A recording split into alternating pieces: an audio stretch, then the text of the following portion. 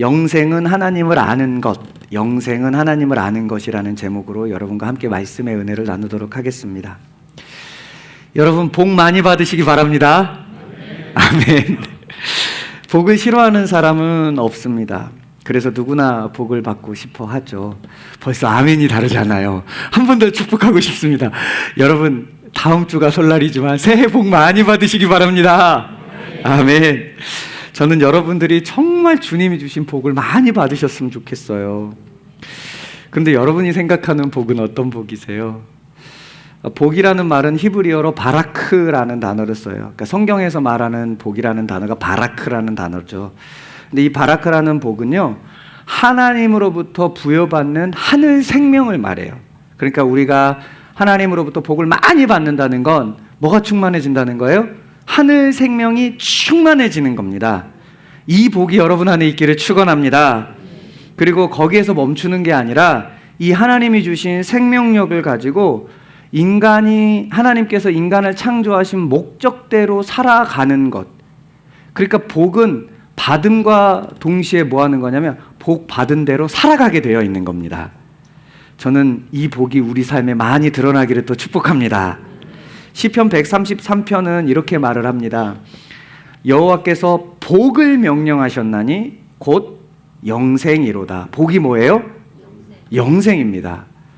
여러분 이제 대경안교회 성도님들이라면 복하면 다른 게 아닙니다. 바라크, 영생. 여러분 이 복이 우리 안에 날마다 충만해지는 은혜가 있기를 축복합니다. 많은 사람들이 영생은 죽으면 얻는다고 생각을 하고 또 그렇게 말을 하더라고요. 심지어 목회자들도 그렇게 말을 하더라고요. 근데 성경은 여러분 죽으면 영생이다라고 이야기한 적이 한 번도 없습니다. 예수님을 믿음으로 하나님의 복을 받기 시작하면 복이 뭐예요? 영생이죠. 그러니까 죽으면 영생 얻는 거예요? 이곳에서부터 영생이 시작되는 거예요? 예수님을 믿기 시작하는 이곳에서부터 영원한 생명이 시작되는 것입니다.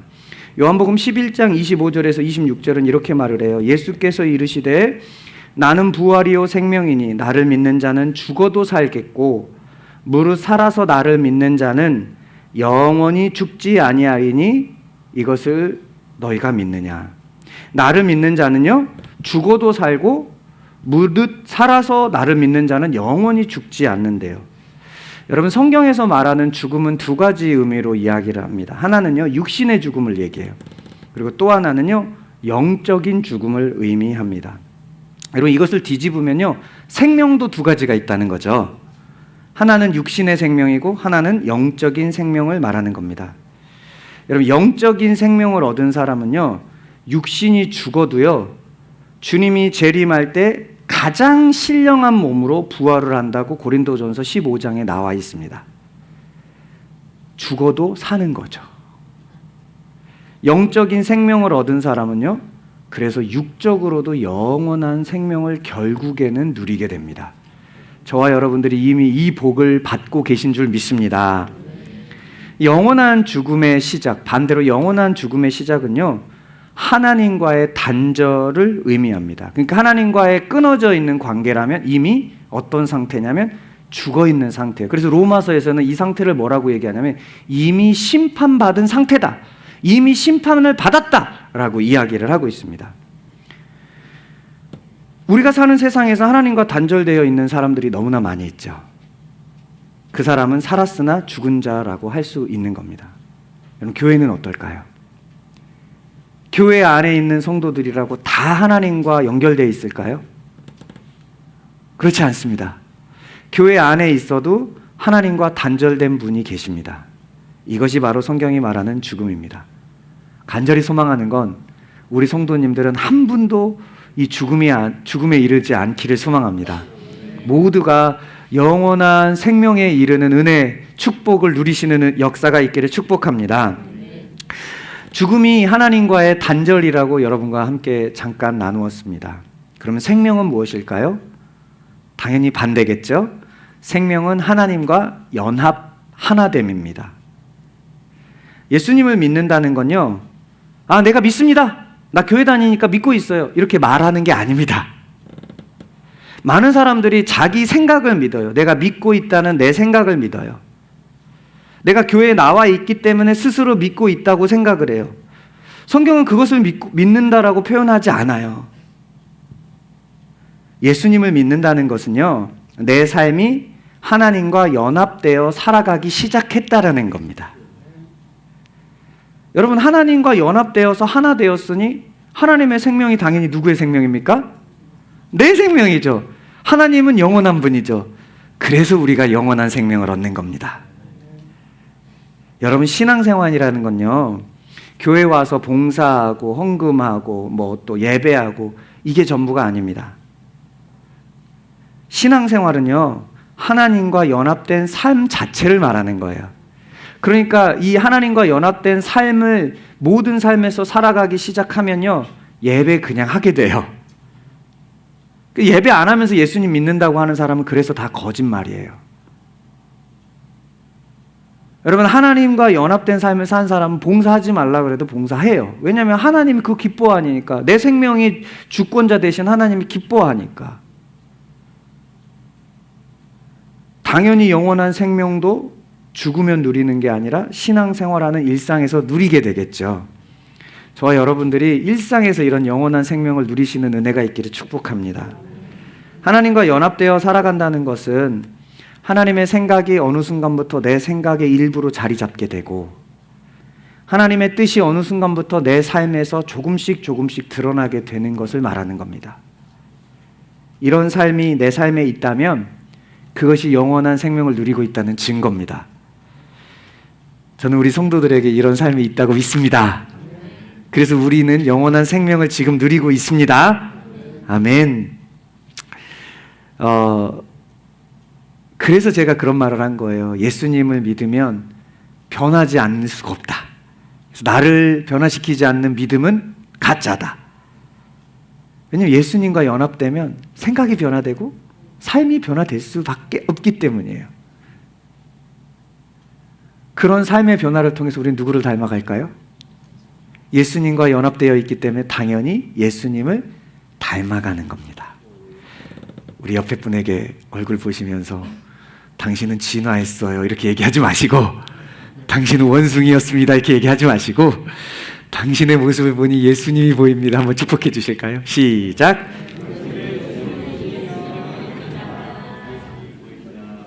아멘이시죠? 그래서 우리는 여러분 걸작 부품들이에요. 할렐루야. 아멘. 오늘 본문 3절 우리가 두 번에 거쳐서 읽었는데요, 이렇게 얘기합니다. 영생은 곧 유일하신 참 하나님과 그가 보내신 자 예수 그리스도를 아는 것이다 라고 이야기를 합니다.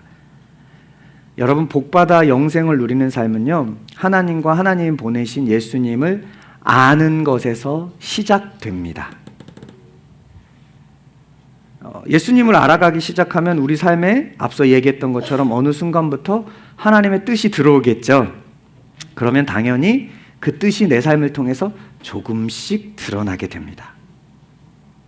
어떻게 하면 하나님이 기뻐하실까? 어떻게 하면 복음을 증거할 수 있을까? 어떻게 하면 우리 공동체가 하나 될까? 어떻게 하면 예배가 더 풍성하게 세워질까? 어떻게 하면 우리 가정을 내가 믿음으로 세워갈 수 있을까? 이런 생각들이 지금 여러분 안에 있다면 여러분 예수님 잘 믿고 계신 겁니다. 지금 여러분 안에는 영생이 있기 때문에 이런 생각을 하는 것이라는 거죠. 여러분, 오늘 본문에 영생은 유일하신 하나님과 그가 보내신 예수님을 아는 것이라고 말하는데, 여러분은 하나님과 예수님에 대해서 얼마나 알고 계십니까? 우리는 보이지 않는 하나님은 뒤로 하고도 보이는 사람에 대해서도 잘 모르죠. 저는 아내를 소개받아서 만났습니다. 16년 전인 것 같아요. 부천역 앞에 있는 TGI에서 첫 만남을 가졌습니다. 제가 이제 아내를 만나고는 그때 얼마나 또 성령 충만했겠어요. 우리 신학교 1학년 때는 무슨 영성이라 그러죠? 목사님 영성이라 그러잖아요. 근데 이제 시간이 갈수록 이제 이게 식는다 그러는데 그게 왜 그런지 알 것 같아요. 신앙이 식어서 그런 게 아니라 이성이 점점 발달하고 말씀을 알아가니까 점점 이렇게 감정적인 신앙이 아니라 이걸 조화를 이루기 때문에 그런 것 같아요. 그럼에도 불구하고 여전히 이제 목회 현장에 목사가 아직 안 됐을 때니까 아내를 만났을 때 얼마나 막 이 감정이 먼저 앞서고 막 이랬겠어요. 근데 그러면 그 하나님을 향한 열정과 감정에 앞섰던 제가 아내를 처음 만났는데 이렇게 얘기했어요. 결혼 생각하지 않았으면 시간 낭비니까 결혼 생각 아니면 밥 먹고 헤어집시다 그랬습니다. 저 되게 못됐죠. 기분 상할 법도 한데 아내가 그러더라고요. 본인도 진지하게 나왔대요. 그래서 제가 얘기했어요. 그럼 한번 얘기나 좀 나눠보자고. 그래서 첫 만남에 제 기억으로는 5시간인가 6시간을 대화를 했어요. 주로 예배에 대한 이야기였어요. 그 후에도 이제 몇 번의 만남을 가졌습니다. 만남을 가지면서 이제 저의 기준에 참 괜찮은 사람인 것 같은 거예요. 참 단단한 사람인 것 같고. 그래서 이 자매를 더 깊게 알아가고 싶었어요. 여러분, 깊게 알아가려면 이렇게 만나면 안 되잖아요. 그래서 제가 얘기했어요. 영등포에 있는 한 카페에서 만나자 그래가지고 제가 이렇게 얘기했어요. 난 자매를 더 알아가고 싶다고. 알아가려면 교제해야 될 거 아니냐고. 나랑 교제하자고. 그랬더니 아내가 그러는 거예요. 기도해 보겠다고. 기도하면 교제합니다. 기도 잘하셔야 돼요. 여러분, 그런 분들 있죠. 사역 이거 해보세요. 그러면 기도해 보겠습니다. 여러분, 진짜로 기도하는 분은 100% 합니다. 근데 사실 우리는 알고 있잖아요. 그게 거절인 거. 여러분, 기도해 보겠습니다 하면 진짜 기도하면 해야 돼요. 그러니까 기도 조심하셔야 돼요.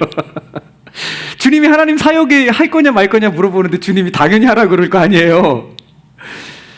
그래서 아내가 이제 기도하더니 교제를 허락하는 겁니다. 이제 교제를 하면서 하나하나 알아가기 시작했습니다. 가족 관계도 알아가고, 생각도 알아가고, 성격도 알아가고, 또 일하면서 얼마를 버는지도 알아가고, 하나하나 알아가기 시작했습니다. 어느 정도 이제 알기 시작하니까 제가 이 자매를 이제 다 알았다고 생각해서 어떤 생각을 가졌냐면, 이런 자매면 결혼해도 되겠다. 그래서 제가 1월 1일 날 프로포즈를 했습니다. 선배가 운영하는 카페, 홍대 선배가 운영하는 카페가 있었어요. 선배한테 갔어요. 파리바게트에 그 바게트 빵 있죠. 요거 2개 딱 가지고 가서, 선배, 나 이거 드리니까 돈 이거 내 전부를 사왔으니까 엄청 많이 드린 거니까 카페 좀 빌려주십시오. 프로포즈를 좀 하겠습니다.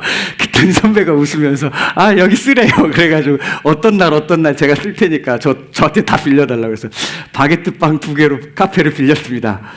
여러분, 이런 배포가 있어야 되잖아요. 포기를 안 하시는 거 보니까 공감이 안 되시나 봐요. 그래가지고 이제 아내하고 이제 프로포즈를 하고 이제 결혼을 했어요. 결혼하기 전에 아내에 대해서 굉장히 잘 안다고 생각을 했죠. 근데 결혼을 하고 나서부터 깨닫기 시작했습니다. 제가 아내를 정말 모르고 있더라고요. 지금도 잘 모르겠습니다. 여전히 알아가고 있습니다. 우리말 속담에 10길 물속은 알아도 한 길 사람 속은 모른다 그러잖아요. 그 말이 꼭 맞는 것 같아요. 가장 가까이 있다라고 생각하는 저의 아내지만 정말 모르겠더라고요. 화난 것 같은데 화 안 나 있고. 제가 물어봐요. 화났어? 화 안 났는데 화났어 물어보니까 다시 화나요.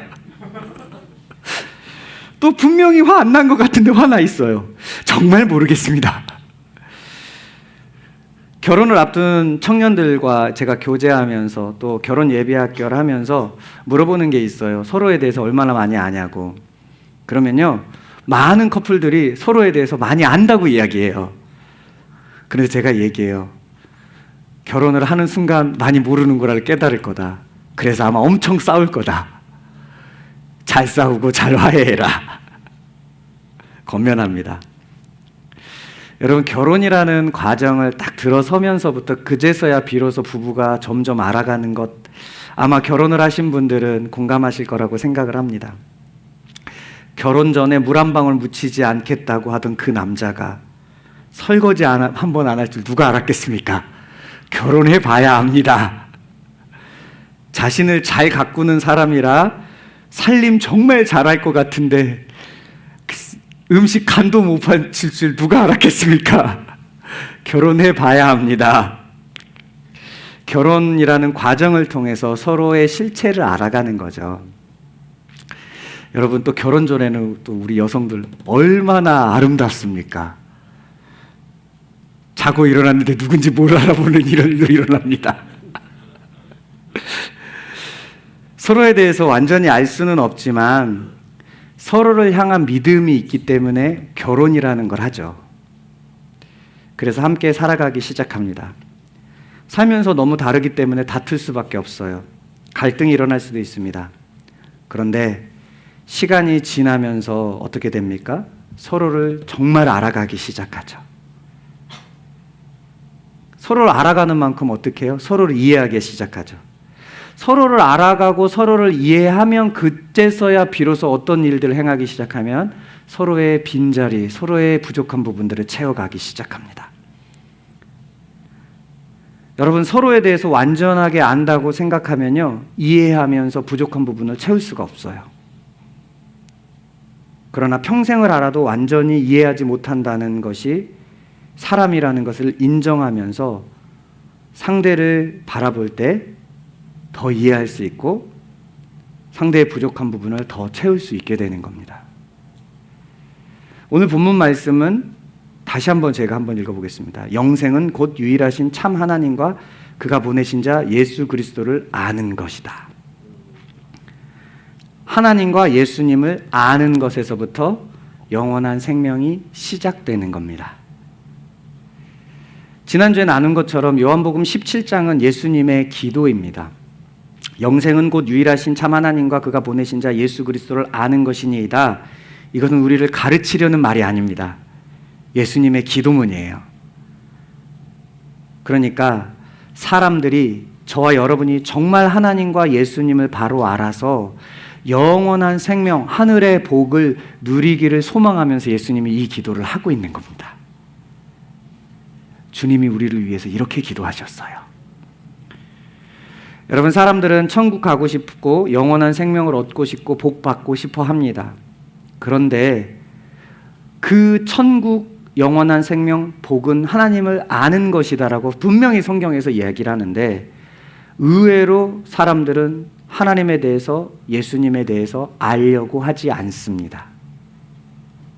말씀 읽는 것 하지 않으려고 하고요. 성경 공부하자 그러면 하지 않으려고 합니다.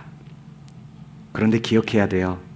영생은 하나님과 예수님을 아는 것에서 시작됩니다. 교회 오래 다녔다고 영생 얻는 것 아닙니다. 직분을 받아서 봉사하고 있다고 해서 영생 얻는 것 아닙니다. 집안이 모두가 교회 다니고 나도 기독교 집안에 속해 있다고 해서 영생 얻는 것 아닙니다. 저희 자녀들이 목사 자녀라고 영생 얻는 것 아닙니다. 영생은 유일하신 하나님과 그가 보내신 예수님을 아는 것입니다. 여기서 알다라는 말은요, 신약 성경 기노스코라는 단어를 써요. 구약 성경은요 히브리어로 되어 있는데요, 이 히브리어 단어에 알다라는 단어는 또 뭐냐면 야다라는 단어를 써요. 근데 이 야다라는 단어와 기노스코라는 단어는요 모두가 똑같은 의미예요. 지식적으로 안다, 이런 의미가 아니라요, 우리 결혼해서 이 남자와 여자가 합방을 하면 그때 이제 뭐라고 그래요? 남자를 알았다, 여자를 알았다, 이렇게 표현하죠. 부부가 하나 되는 걸 그때 뭐라고 하는 거냐면 알았다, 기노스코, 야다, 이 단어를 쓰는 겁니다. 그러니까 오늘 말씀, 영생은 유일하신 하나님과 그의 아들 예수 그리스도를 아는 것이라는 말은요, 예수님과 한 입을 덮고 사는 관계라는 겁니다. 한 입을 덮은 한 몸이라고 표현을 하고 있는 겁니다. 완전한 연합을 이룬 거죠. 내 삶에 예수님의 모습이 조금이라도 묻어났다면 이미 우리는 연합된 삶을 살고 있습니다. 여러분, 예수님과 한 입을 덮고 연합된 삶을 살고 계신가요? 예수님과 연합되었다면 내 삶이 조금씩 예수님의 모습이 드러나고 계신가요? 많은 사람들이 영원한 생명이 죽음 이후에 주어진다고 생각한다고 앞서 나누었죠. 그러나 영원한 생명은요, 예수님을 믿는 그 시점부터 시작이 됩니다. 예수님을 믿는 그 시점부터 우리는 예수님과 한 입을 덮고 사는 한 몸 된 사람들이 되는 것이죠. 그럼 그때부터 예수님의 생명이 나의 생명이 됩니다. 예수님이 죽음을 이기고 부활해서 영원한 생명을 가지고 있기 때문에 우리도 죽어도 사는 역사가 일어나게 되는 겁니다. 영원한 생명이 우리에게 주어진 것이죠. 여러분, 예수님과 한 몸이 되면 당연히 내 모습에서 누구의 모습이 보여야 된다고요? 예수님의 모습이 보여야 됩니다. 그것이 바로 복된 삶이고 그것이 바로 영생의 삶입니다. 저는 이 영생의 삶을 죽어서 누리는 것으로 생각하지 말고 이 땅에서 많이 누리는 저와 여러분들 되기를 축복합니다. 누가복음 10장에 보면 우리가 너무나도 잘 알고 있는 선한 사마리아 사람 이야기가 나옵니다. 어느 날 예루살렘에서 여리고로 가고 있는 길에 한 사람이 강도를 만납니다. 여기에는 세 사람이 등장하죠. 제사장, 레위인, 그리고 또 한 사람 사마리아 사람이 등장해요. 근데 예루살렘에서 여리고로 갔다라는 말, 그리고 등장인물이 제사장과 레위인이라는 건요, 아주 의미가 있는 거고, 그 당시 이스라엘 사람들은 이 말의 의미를 그냥 이렇게만 말해도 다 알아들어요. 여러분, 예루살렘에 뭐가 있어요? 성전이 있죠. 성전에 뭐예요? 예배드리죠. 예배는 누가 드려요? 제사장과 또 돕는 레위인들이 드려요. 자, 이제 등장인물이 왜 나왔는지 알겠죠. 또 이 레위인과 제사장들이 모여 사는 집성촌이 있었는데 그 집성촌이 어떤 도시에 있었냐면 여리고성에 있었어요. 그러니까 예루살렘에서 여리고성으로 지나다니는 길목에는 주로 누가 있는 거예요? 제사장과 레위인이 있는 거예요. 자, 이제 그 길목에서 어느 날 한 사람이 강도를 만납니다. 강도 만난 사람은 강도를 당해서 거의 죽게 되었다고 성경은 기록해요. 아직 죽지는 않았습니다. 거의 죽게 되었습니다. 누군가 도와주지 않으면 죽을 상태인 거죠. 시간 문제입니다. 그때 제사장이 그곳을 지나갑니다. 강도 만난 사람을 보게 되죠.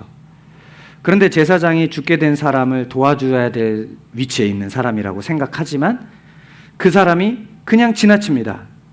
이유가 있습니다. 율법에 죽은 시체를 만지면 부정해져요. 만약에 도와주다가 이 강도 만난 사람이 죽으면 제사장은 어떻게 됩니까? 부정해지죠. 여러분, 모든 율법은 살리기 위한 법입니다. 율법을 가지고 누군가에게 어려움을 주고 있다면 그 사람이 바리새인입니다. 모든 율법은 살리기 위한 법이에요. 성경이 이렇게 나왔잖아 그러면서 공격하는 것 바리새인입니다. 성경은 살리기 위한 법이에요. 미시적 관점, 아주 좁은 관점으로 율법을 보면 죽이는 법처럼 보여요. 그것이 마치 신앙인 것처럼 이렇게 막 권면을 해요. 그러나 성경 전체를 볼 줄 알아야 됩니다. 성경 전체에서 율법의 의미는 살리는 거예요. 그래서 여러분, 어떤 기준을 가지고, 내 기준을 가지고 누군가한테 권면을 할 때 그 사람이 힘들어할 수 있어요. 율법의 기준이 다를 수 있잖아요. 그럼 이렇게 얘기할 수 있어요. 성경이 그런데요? 아까 얘기했잖아요. 넓은 의미에서 율법은 항상 살리는 법입니다. 근데 누군가를 어렵게 한다? 그건 이미 성경적이지 않아요. 근데 이 율법을 그렇게 지키려고 하다가 어떻게 되냐면 강도를 외면해요. 여러분, 사실 이 사람이 누구예요? 강도 만난 자하고 똑같은 거예요. 아까보다 더 죽게 되었어요. 시간이 지났으니까. 두 번째로 누가 지나가요? 제사장들을 옆에서 도와주는 레위 지파. 우리 교회로 이야기하면 제사장은 목회자들, 레위 지파는 누구냐면 중직들, 봉사자들, 교회 신앙생활 오래 한 사람들. 이 사람들이 지나가기 시작해요. 아까보다 더 죽게 된 사람을 만나요. 이 사람은 어떻게 했을까요? 제사장과 똑같은 이유, 율법을 범할 수 있다라는 이유를 가지고 지나갑니다. 여러분, 이 사람들에게 마음의 가책이 있을까요? 없을까요? 없습니다. 왜죠? 신앙이라는 이름으로 했잖아요. 여러분, 신앙이라는 이름으로 폭력을 쓰는 게 이 세상에서 가장 큰 폭력입니다.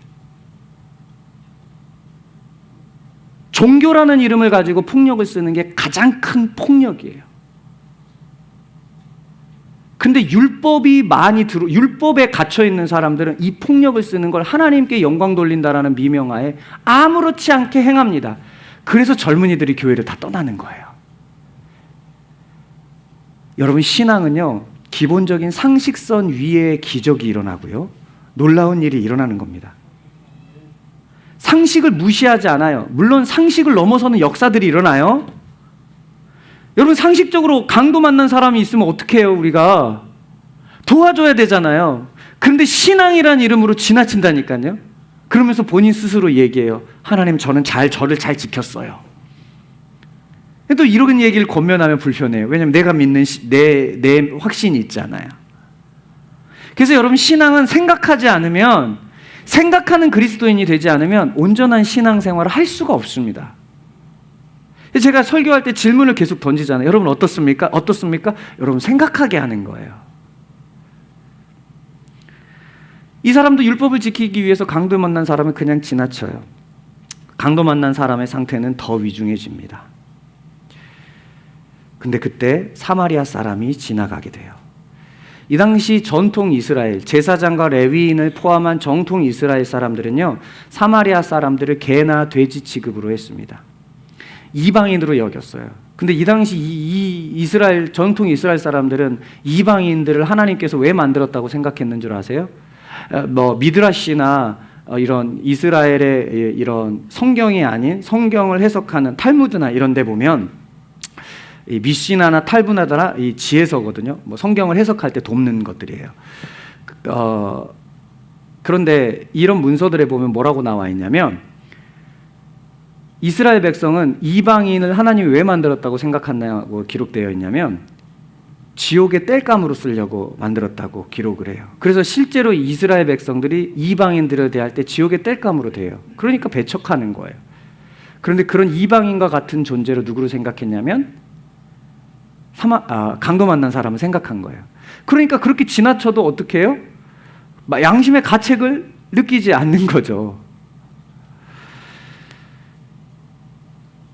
그런데 사마리아 사람들이 그곳을 탁 지나가요. 그렇게 개, 돼지 취급하던 사마리아 사람 한 사람이 탁 지나갑니다. 특별히 이 사마리아 사람들을 원래는 이스라엘 사람들이었잖아요. 근데 이들이 왜 이 개, 돼지 취급을 당하게 되고 이방인처럼 취급을 당하게 되었냐면, 이스라엘 3대 왕인 솔로몬이라는 왕이 있어요. 근데 솔로몬 왕이 죽자마자 나라가 남쪽과 북쪽으로 갈라져요. 우리나라 남북이 갈라지듯이 이스라엘도 남쪽과 북쪽이 갈라집니다. 근데 북쪽의 수도가 어디냐면 사마리아라는 곳이에요. 그러니까 우리나라 수도는 서울이고 저기 북한의 수도는 평양이죠. 그래서 이 남유다의 수도는 예루살렘, 북이스라엘의 수도는 사마리아였어요.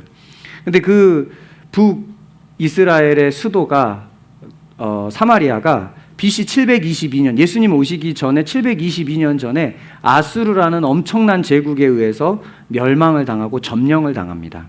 그런데 이때 아수르 사람들이 이 이스라엘 백성들을 몰살하는 게 아니라 이들을 데리고 함께 더불어 사는 방법을 취합니다. 여러분, 어떤 나라가 나라를 점령하는 방법은 다 죽여서 자기 민족을 이주시켜서 사는 방법이 있고, 거기에 있는 나라를 점령해서 사람들을 살게 하면서 조공을 바치게 하는 방법이 있죠. 그리고 또 어떻게 하냐면 그들의 민족을 말살시키려고 어떤 정책을 펼치기도 하냐면, 우리나라 옛날 일제시대 때 창씨 개명했죠. 이름 바꿨죠. 그리고 언어 바꿨죠. 이런 정책들을 펼쳐요. 일본어 쓰라고 그러잖아요. 그래서 그 옛날 어른들의 그 단어들 안에는 일본어가 굉장히 많잖아요. 양말을 답이라 그러고, 아세요? 네, 이해하시는 분들은 고개를 끄덕, 세대차가 납니다. 네, 가게를 전방은 사투리인가? 이런 얘기들을 막 우리나라 속의 잔재들이잖아요. 우리나라의 정체성을 말살하려는 일본의 계략이었죠. 이런 것처럼 아수르도 이 백성들을 다 죽이진 않고 이 백성을 자기 백성 삼는데, 이 이스라엘의 전통 정체성을 말살하려는 정책을 하나 펼치는데, 그게 뭐냐면 여성들을, 아수르 사람들을 이쪽으로 이주시켜가지고 결혼시켜버려요. 그러면 아이들이 누구예요? 아수르 사람 되죠. 또 이 아수르 사람들의 남성들을 또 이 아수르 도시로 이주시켜가지고 그쪽의 여성들이랑 결혼을 시켜요. 그러면서 민족을 정체성을 혼탁하게 만들어요. 그런데 율법에 보면 이스라엘 백성은 이방인과 결혼하지 말라는 법이 있어요. 그러니까 율법을 어긴 거예요. 그리고 민족의 정체성이 혼돈이 돼버린 거예요. 그러니까 이 모습을 보는 앞서 이 이스라엘 백성 입장에서 어떻게 해요? 이방인과 똑같은 거죠. 그러니까 개, 돼지 취급하고 지옥의 땔감으로 생각을 하게 된 겁니다. 이런 사마리아 사람들, 레위인과 제사장은 율법 때문에, 신앙 때문에 사람들을 죽여가지만 강도 만난 자가 강도가 아니라 그들도 강도의 진영에 함께 서지만 사마리아 사람은 어떻게 해요? 그 사람을 도와줍니다. 그곳은 어떤 곳이라는 거예요? 강도 만난 자가 있다는 건 언제 누가 나올 수 있어요? 강도가 언제든 나올 수 있다는 거죠. 자기에게 피해가 올 수도 있어요. 그런데 그럼에도 불구하고 이 사마리아 사람이 어떻게 합니까? 그 사람을 데리고 가서 주막에 탁 맡깁니다. 그리고 자기 일을 봐야 되니까 뭐라 그러냐면 자기 돈을 주고 이 사람 좀 돌봐주세요. 그리고 또 이렇게 얘기해요. 돈이 더 들어가면 나중에 와서 돈을 더 드릴 테니까 돌봐주세요. 제가 일을 보고 오겠습니다. 계속해서 치료해 주죠. 이 이야기를 예수님께서 다 하시고 예수님께서 물어봅니다. 그곳에 있던 바리새인과 서기관, 소위 신앙생활을 오래 한 사람들한테 물어봅니다. 너희도 누가 네 이웃이냐? 당연히 사마리아 사람이 이웃이죠. 이렇게 대답을 해요. 예수님이 얘기하세요. 너희도 이렇게 행하라. 여러분, 예수님이 왜 이렇게 말씀하셨을까요? 그냥 착한 일 하라고 그랬을까요? 그것이 생명의 길이기 때문이에요. 사마리아 사람은 사마리아 사람이 강도를 도와주는 건요, 자신에게 있는 생명의 일부를 나눠준 거예요. 사마리아 사람이 가지고 있는 물질, 사마리아 사람이 가지고 있었던 시간을 헌신한 건요, 사마리아 사람에게 있는 생명의 일부를 떼준 겁니다. 죽어가는 사람에게 자신의 생명을 나눈 거예요. 여러분, 교회에서 봉사하는 거요, 우리 사랑하는 성도들에게 나의 생명을 떼주는 거예요. 아무렇지 않게 생각하지 마세요. 누군가가 나에게 밥을 사주죠? 나의 생명을 떼주는 거예요. 교사들이 우리 주일학교 아이들 이렇게 섬기죠? 그거 생명 떼주는 겁니다. 여러분, 어떤 사람이 생명을 나눠서 떼줄 수 있어요? 죽어있는 사람은 생명 나눌 수 없죠. 살아있는 사람만이 생명을 나눌 수 있는 것 아닙니까?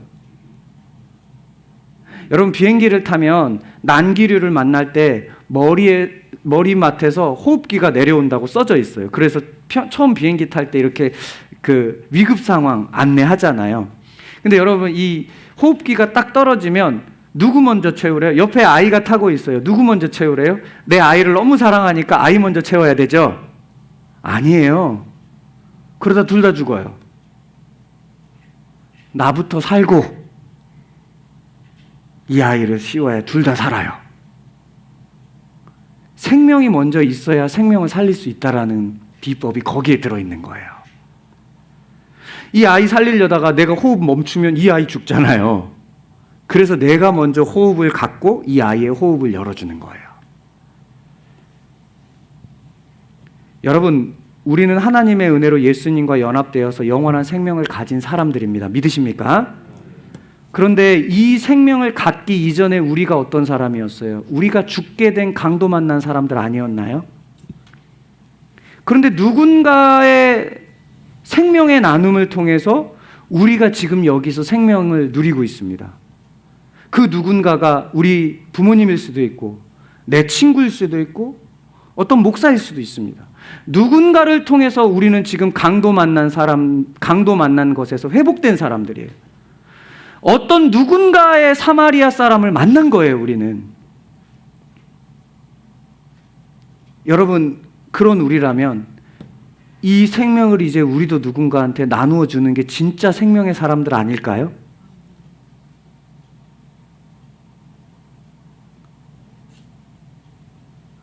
영생은 예수님을 아는 것입니다. 아는 것은 한 입을 덮고 사는 한 몸이라는 거예요. 한 몸은 같은 생각, 같은 행동을 합니다.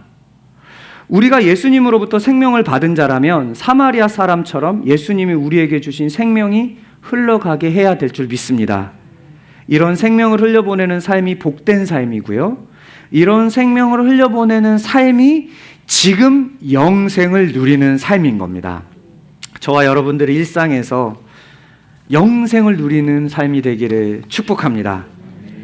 여러분, 영생은 절대 죽으면 가는 게 아니에요.